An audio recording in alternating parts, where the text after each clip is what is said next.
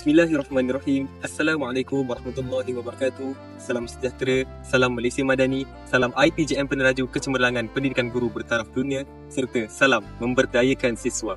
Alhamdulillah, marilah sama-sama kita merafakkan rasa kesyukuran kehadiran Allah SWT kerana kita pada tahun ini dapat sama-sama lagi menyambut Hari Raya Aidilfitri yang penuh dengan keberkatan ini.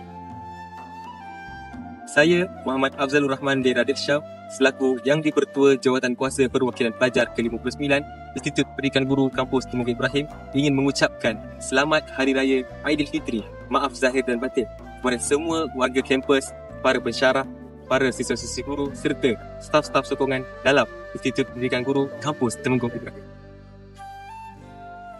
Hari yang mulia ini bukan sekadar hari kemenangan selepas sebulan kita berpuasa, tetapi juga saat kita memperkukuhkan ukhuwah, menyuburkan sifat keikhlasan serta menyemai semangat perpaduan dalam diri kita.